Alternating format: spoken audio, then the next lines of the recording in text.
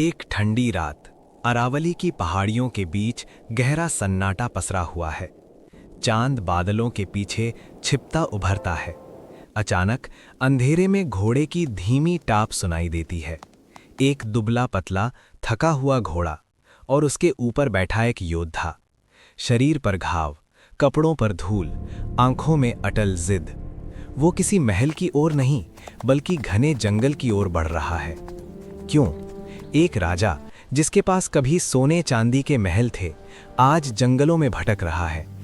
क्यों उसके बच्चे भूखे हैं और क्यों वो अपने सामने रखी घास की रोटी को भी आंसुओं के साथ देख रहा है।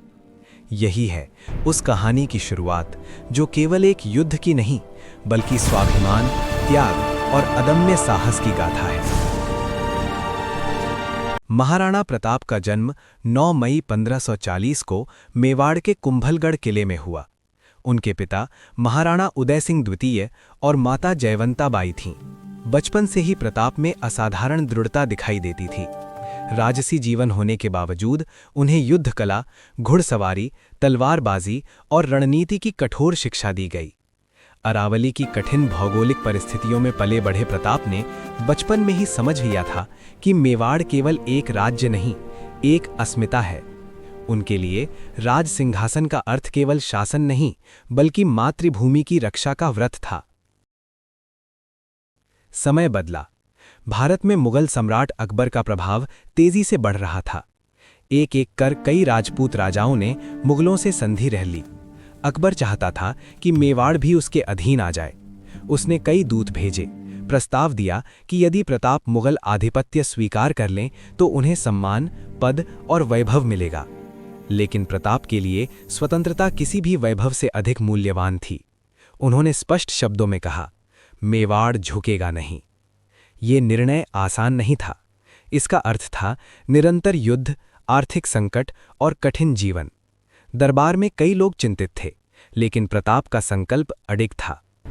1576 हल्दी घाटी की धरती। सुबह का सूरज रक्तिम आभा लिए उग रहा था, मानो आने वाले संघर्ष का संकेत दे रहा हो।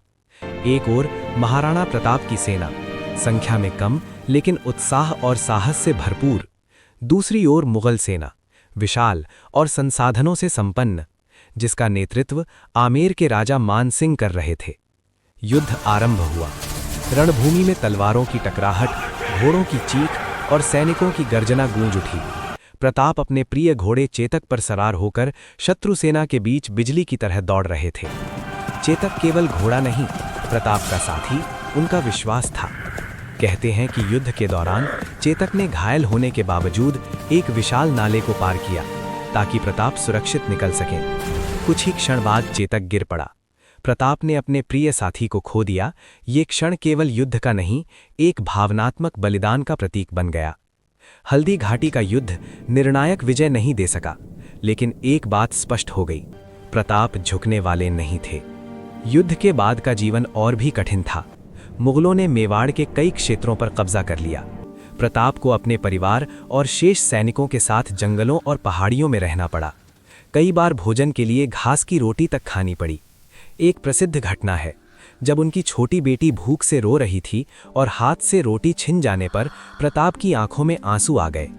उसी क्षण उन्होंने प्रण लिया कि जब तक मेवाड़ स्वतंत्र नहीं होगा वे चैन से नहीं बैठेंगे। इस कठिन समय में भी प्रताप ने संघर्ष जारी रखा। उन्होंने गुरिल्ला युद्ध नीति अपनाई। अचानक हमला, तेज गति और भूगोल का कुशल उपयोग। धीरे धीरे उन्होंने कई क्षेत्रों पर पुनः अधिकार कर लिया। उनकी सहायता के लिए भामाशाह जैसे निष्ठावान सहयोगी आगे आए, जिन्होंने अपना समस्त धन राष्ट्र के लिए समर्पित कर दिया। इस आर्थिक सहयोग ने प्रताप को सेना पुनर्गठित करने में मदद की। समय के साथ प्रताप ने मेवाड़ के अधिकांश हिस्से को पुनः स्वतंत्र करा लिया। उन्होंने चावंड को नई राजधानी बनाया और शासन को व्यवस्थित किया। उनका शासन केवल युद्ध तक सीमित नहीं था। उन्होंने किसानों, व्यापार और जनजीवन को पुनर्जीवित करने पर भी ध्यान दिया। महाराणा प्रताप का जीवन केवल वीरता की कहानी नहीं बल्कि आत्मसम्मान का संदेश है।